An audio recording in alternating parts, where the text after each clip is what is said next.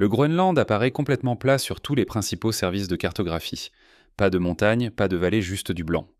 Soit c'est la plus grande patinoire du monde, soit quelque chose ne colle pas. J'ai regardé le Groenland à travers Google Maps, Bing, Yandex, même ArcGIS. Chacun d'eux montre la même chose. L'intérieur n'est rien d'autre qu'une tache blanche sans caractéristiques. Seules les zones côtières montrent des détails, juste un vide blanc plat, couvrant 3/4 de l'île. Vous pouvez zoomer autant que vous le souhaitez. Le résultat reste le même. Les scientifiques nous disent que cette glace a plus d'1 million d'années. Ils ont utilisé des isotopes de beryllium 10 et d'aluminium 26 pour dater le socle rocheux. Selon leur analyse, le Groenland était exempt de glace pendant 280 000 ans avant de geler il y a environ 1 million et 1 million d'années. L'explication officielle dit que le poids de toute cette glace a enfoncé la Terre. Le socle rocheux sous le Groenland central est supposément près du niveau de la mer maintenant. Ils avertissent que si la glace fondait, le Groenland apparaîtrait probablement comme un groupe d'îles. La glace aurait apparemment enfoncé des montagnes entières au niveau de la mer sans les éroder progressivement, mais en comprimant physiquement la Terre elle-même. Les cartes plus anciennes racontent une histoire différente. En 1638, les cartographes montraient le Groenland recouvert de neige seulement 6 mois de l'année, tout comme la Scandinavie. Pas gelé en permanence, juste de la neige hivernale. La célèbre carte de Mercator de 1570 montre le Groenland avec des montagnes, des vallées et des caractéristiques de terrain détaillées. Selon la chronologie officielle, il aurait cartographié le Groenland tel qu'il apparaissait il y a des millions d'années. D'une manière ou d'une autre, il a pensé à inclure toutes ces montagnes qui auraient, soi-disant, été enfoncées sous la glace. Soit Mercator avait une machine à voyager dans le temps, soit il se passe autre chose. Plusieurs cartes historiques montrent un Groenland exempt de glace. De nombreux cartographes de différentes époques et régions ont documenté un Groenland sans glace. Si vous appuyez sur ce bouton de souscription maintenant, vous aidez cette chaîne à grandir. Un abonné fait vraiment la différence pour une nouvelle chaîne comme celle-ci. Le bouton j'aime permet de faire connaître cette vidéo à plus de personnes qui souhaitent entendre ces informations. Le Groenland est habité depuis au moins 4500 ans. Des colons nordiques sont arrivés au Xe siècle. Leif Erikson a navigué du Groenland vers l'Amérique du Nord environ 500 ans avant Christophe Colomb. Les colonies nordiques ont disparu à la fin du XVe siècle, lorsque la Norvège a souffert de la peste noire. Plus tard, des explorateurs danois ont atteint le Groenland et le Danemark a affirmé sa souveraineté en 1814. C'est l'histoire officielle, mais les récits historiques soulèvent des questions. Une carte de 1747 montre ce qui semble être un immense canal traversant le Groenland. Les mesures suggèrent qu'il ferait environ 630 à 650 miles de long. La notation de la carte indique que ces détroits étaient autrefois praticables, mais sont maintenant bloqués par la glace. Autrefois praticables, c'est une affirmation spécifique concernant une caractéristique qui aurait soi-disant existé avant la couverture de glace actuelle. Si vous zoomez sur la partie sud-est du Groenland sur Google Earth aux coordonnées approximatives de 67 degrés, 47 minutes, 55, 92 secondes nord et 33 degrés, 43 minutes, 7, 29 secondes ouest, vous pouvez voir ce qui pourrait être le début de cette formation. C'est subtil, mais c'est là. Seul Google Earth et Earth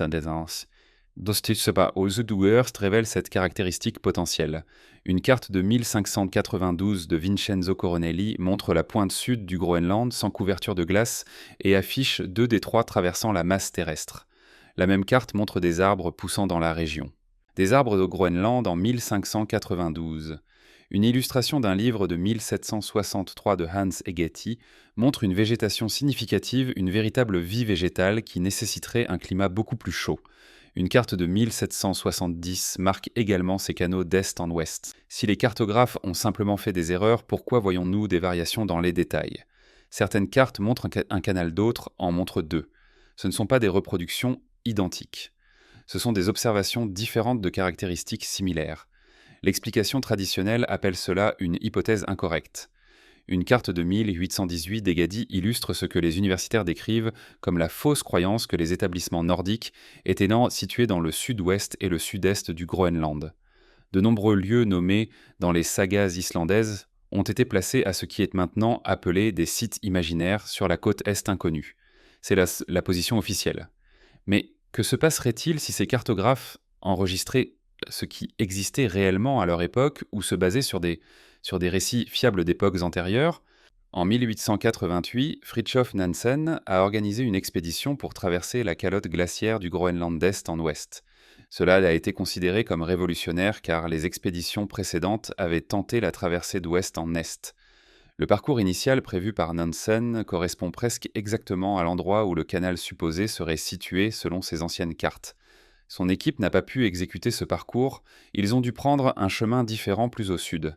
L'explication officielle est que les conditions du terrain et de la glace rendaient la route nord impossible.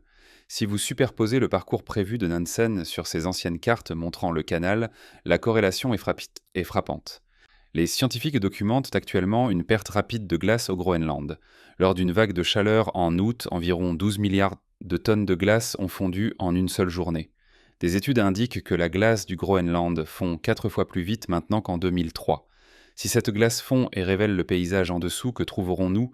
Verrons-nous des preuves d'habitation humaine? La géographie correspondra-t-elle à ces anciennes cartes montrant des canaux et des caractéristiques de terrain?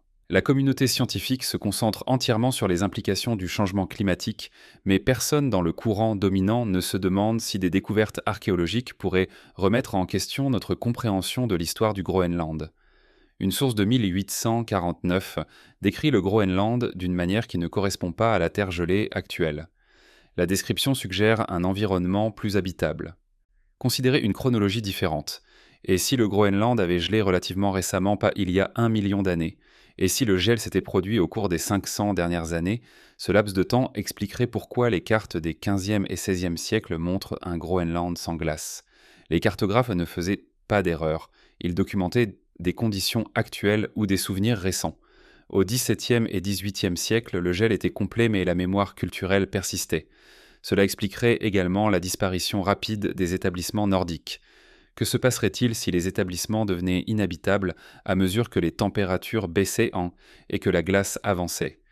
Les Nordiques ont disparu à la fin du XVe siècle. C'est à peu près à ce moment-là que le Groenland aurait transitionné d'un état habitable à gelé. Les sagas islandaises mentionnent des lieux au Groenland. L'archéologie traditionnelle prétend qu'il s'agissait d'erreurs parce qu'ils ne correspondent pas à la géographie actuelle. Mais si la géographie du Groenland était radicalement différente il y a 500 ans, ces récits pourraient être des descriptions précises de lieux qui se trouvent maintenant sous des miles de glace. Si le Groenland était habitable dans les années 1400 ou 1500, il pourrait y avoir des villes entières préservées sous la glace. Des bâtiments, des artefacts, des documents écrits, tous figés dans le temps. Le récit scientifique actuel a besoin que la glace du Groenland soit ancienne, car cela soutient les modèles climatiques construits depuis des décennies. Admettre que la glace n'a que quelques siècles nécessiterait de repenser des hypothèses fondamentales. Les preuves posent des problèmes pour l'histoire officielle. L'apparence sans caractéristiques sur les services de cartographie est bizarre.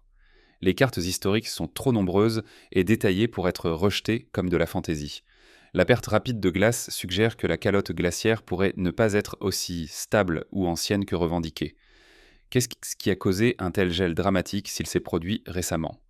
Nous n'avons aucun enregistrement courant de tel événement, mais nous avons des enregistrements de périodes de froid inhabituelles et d'échecs de récolte pendant le petit âge glaciaire d'environ 1300 à 1850. Que se passerait-il si le petit âge glaciaire était plus sévère que ce qui est actuellement reconnu? Que se passerait-il si Threeland représentait l'extrême de cet événement de refroidissement? Le timing coïncide avec la disparition des établissements du Nord et le gel illustré dans la transition des anciennes aux nouvelles cartes. Pourquoi les systèmes de satellites modernes montrent-ils le Groenland comme totalement dépourvu de caractéristiques? La technologie existe pour cartographier le terrain sous la glace. Le radar à pénétration de sol peut révéler des caractéristiques souterraines. Les données existent quelque part, mais les services de cartographie disponibles au public ne montrent rien. Nous pouvons cartographier la surface de Mars avec des détails incroyables. Nous pouvons cartographier le fond océanique, mais l'intérieur du Groenland reste un vide blanc sur les plateformes de cartographie civile. Les chercheurs climatiques mettent en garde contre les conséquences de la perte de glace. Ils le présentent uniquement comme une crise moderne causée par les émissions de carbone industrielles. Mais que se passerait-il si l'état actuel gelé du Groenland était en réalité anormal? Que se passerait-il si la Terre revenait simplement à un équilibre précédent? Le climat de la Terre a cyclé à travers des périodes chaudes et froides tout au long de son histoire. La question est la durée des cycles. La science traditionnelle place ces cycles sur des échelles de temps de milliers ou millions d'années. Mais si des changements majeurs peuvent se produire sur des siècles, cela change tout. À mesure que la glace du Groenland continue de fondre, nous obtiendrons des réponses. Des sites archéologiques émergeront où ils ne le feront pas. Le terrain correspondra aux cartes historiques où il ne le fera pas. Les preuves physiques soutiendront soit la théorie de la calotte glaciaire vieille d'1 million d'années, soit la contrediront. Si des découvertes archéologiques significatives émergent, les questions de chronologie deviendront inévitables. Comment les humains ont-ils construit des établissements ou voyagé à travers des régions supposément gelées depuis des millions d'années? La position officielle devra s'adapter soit à une chronologie de calotte glaciaire beaucoup plus courte, soit à une présence humaine dans l'Arctique beaucoup plus longue que ce qui est actuellement reconnu. La glace continue de fondre. Les soi-disant satellites de surveillance documentent les changements. Finalement, le paysage en dessous se révélera. Quand cela se produira, nous verrons si ces anciennes cartes étaient scènes de l'imagination ou de la mémoire. Partagez cela et regardez plus sur cette chaîne.